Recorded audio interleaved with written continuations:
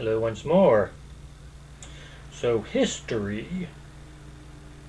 History is defined as basically what was written down. What do you mean what was written down? Basically something has to be written down. That's simple enough. Um, so doesn't have to be true.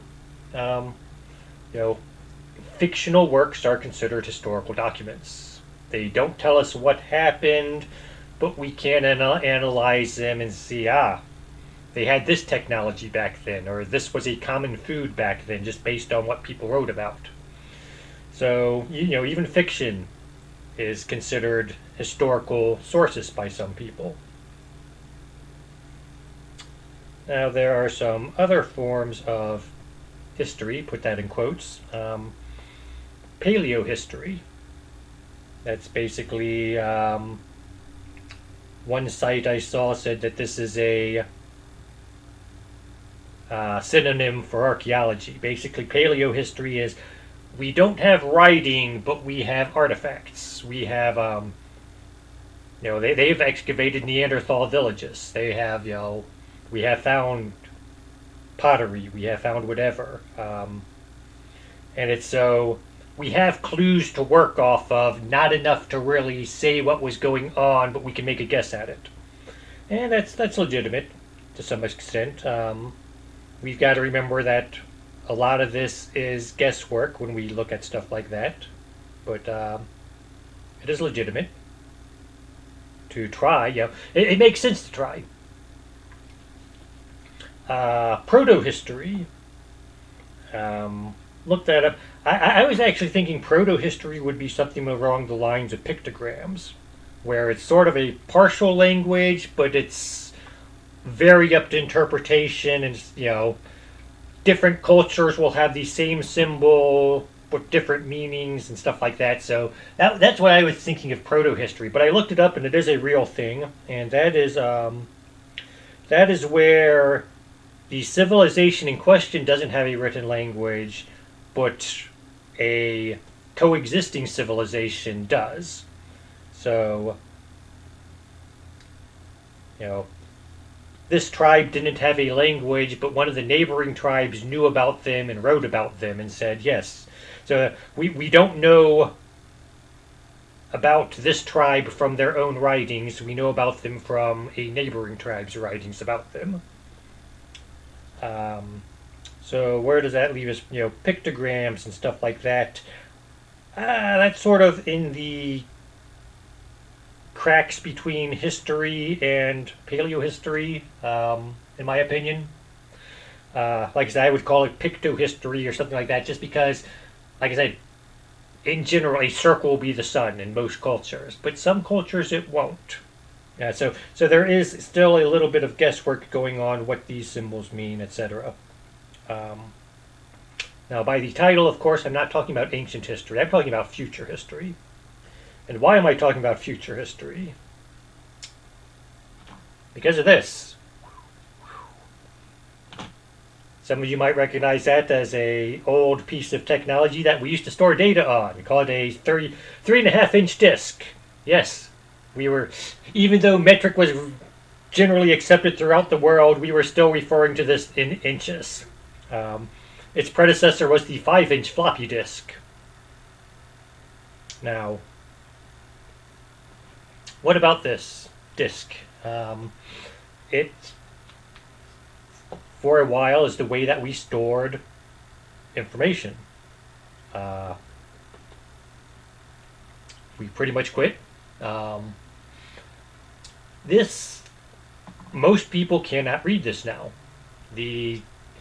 The technology to read it still exists. It is sitting on a shelf somewhere, or several shelves somewhere, collecting dust. I don't think anyone has a computer which has a 3.5-inch disk drive on it anymore, or no one uses it. They still exist, fortunately. So someone could decide, hey, let's transfer all this data into a more usable format. And that is actually one of the things which has preserved this era of history, is that we didn't have the great data destroying event which could have wiped out all the data on this before we had a chance to transfer it. So most of the information on stuff like this has been transferred to another form of storage medium. But how safe is that? I mean, we have gone. This works with magnetic tape. Same thing, old cassette tapes. Before the floppy drive, they had big reel tapes. They were all magnetic tapes, and you see them on old movies, and they have to search for the bit of data, so that you got the big thing spinning around every time they do a computer search. Because I actually like those old movies, because it gives me a sense that the computer's actually doing something instead of just hearing this grinding. As these made horrible grinding noises sometimes when they search the disk. I like the old computer, reel-to-reel computer movies. A lot slower, but a lot more interesting, a lot more fun to watch. That's beside the point. But a magnet could erase this.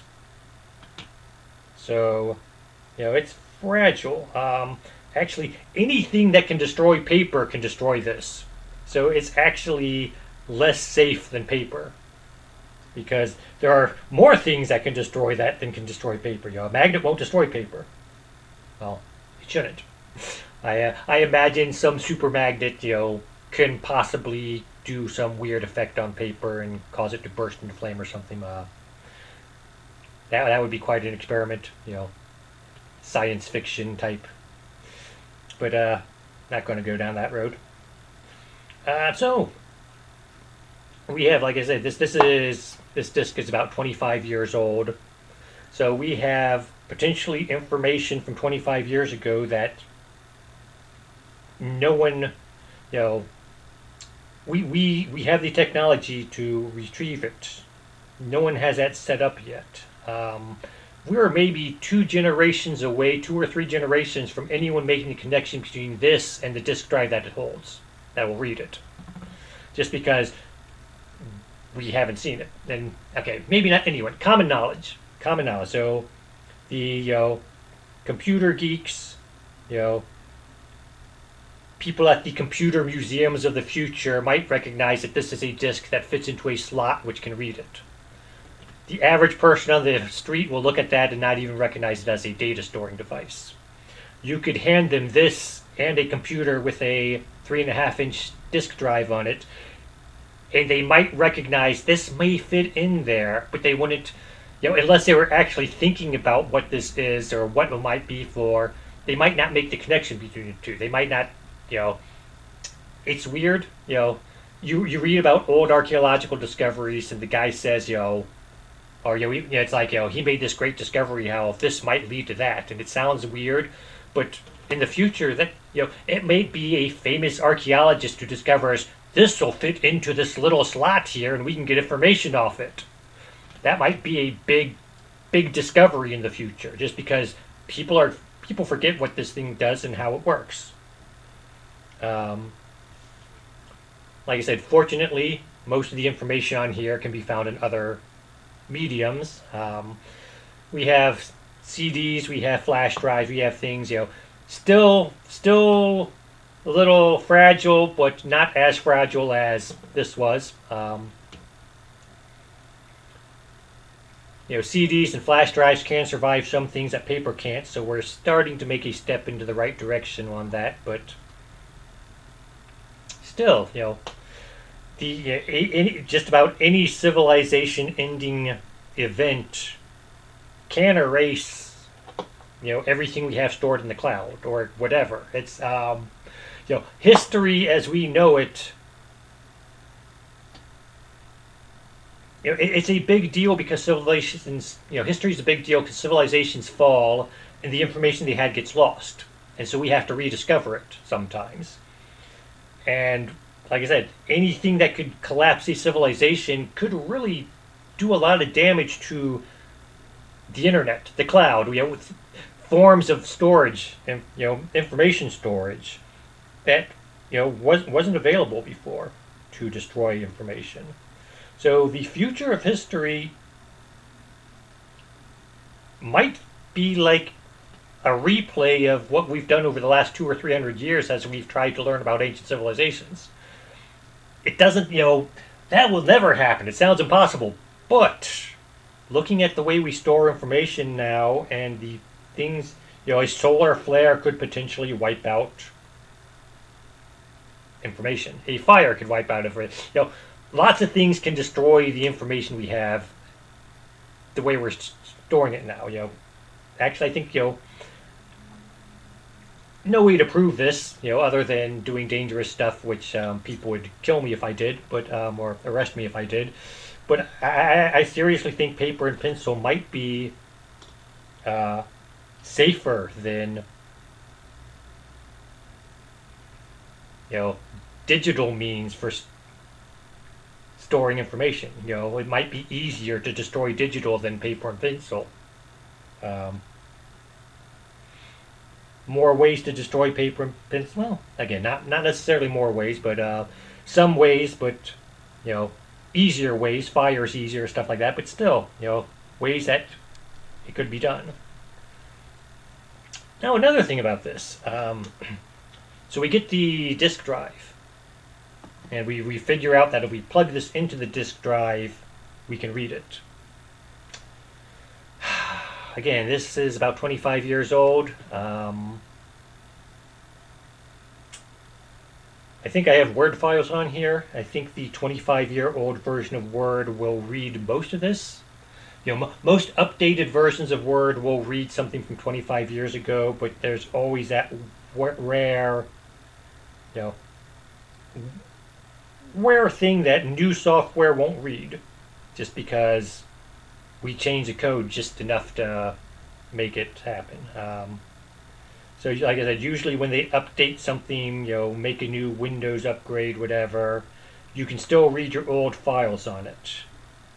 But can you read something from 5 or 6 versions ago on it? Maybe, maybe not. It's going to depend. In some cases, it may say, no, this is too different, I'm not even going to try.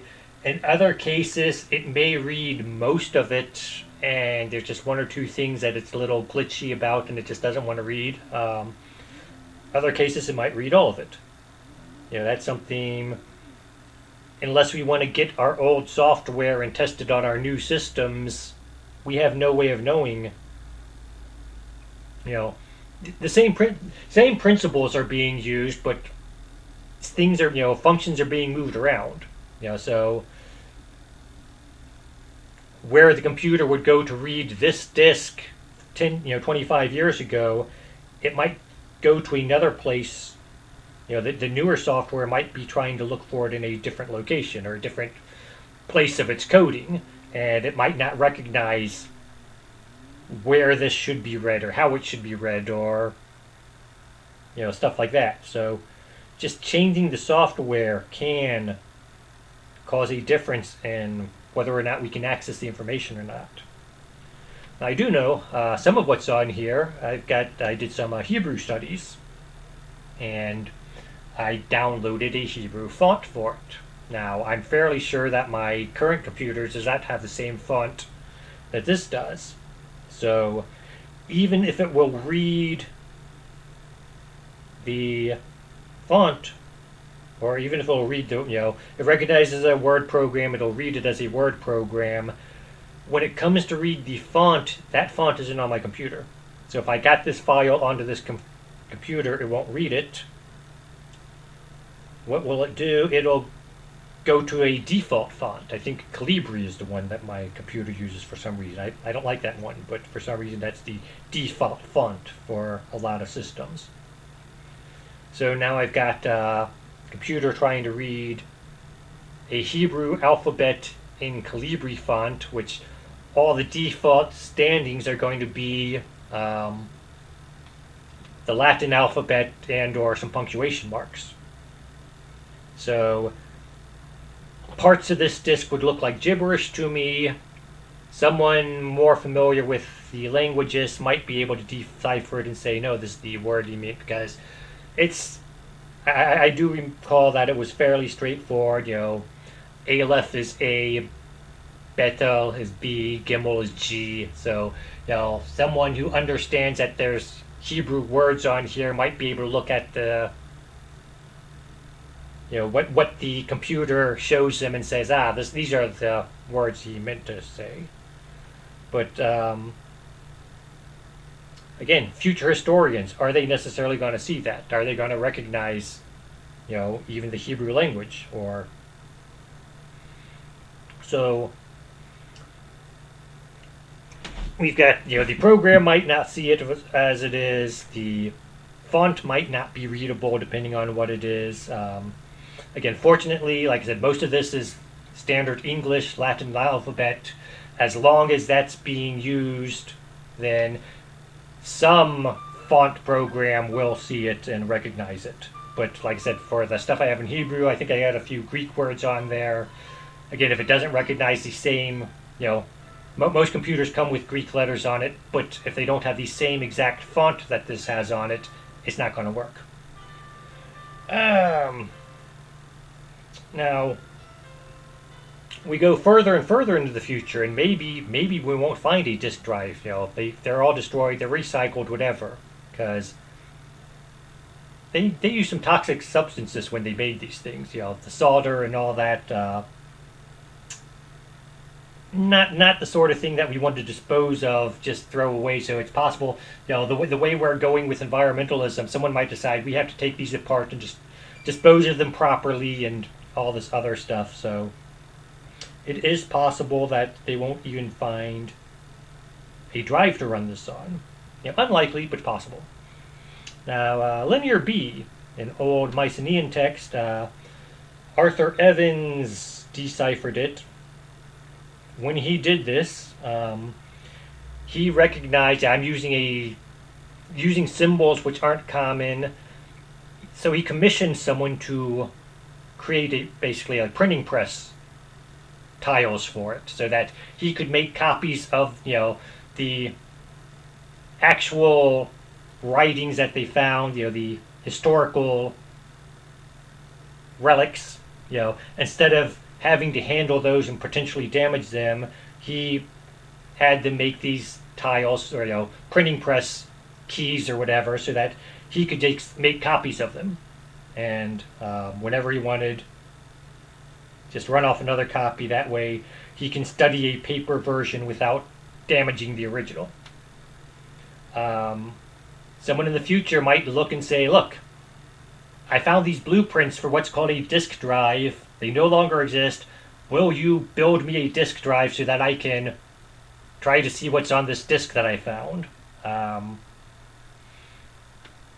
They may not. It depends. Again, what we know of the internet, they might have enough information about the internet they might decide there's probably nothing worth reading on there. Who knows? I might have the cure for cancer on here. I don't. Or I might have gibberish. So that's just, want to say, we, tomorrow's solar flare could destroy 10, 20 years of history. News sources are going to, let's do things all on the computer now and not do print. Not, anything that can destroy this can destroy the video records, the all the other records that we make. So I am not saying that we are going to necessarily lose history. I'm just saying it is a possibility. The technology we are currently using to store information is more fragile. It's more convenient than paper and pen, but it is also more fragile in many ways.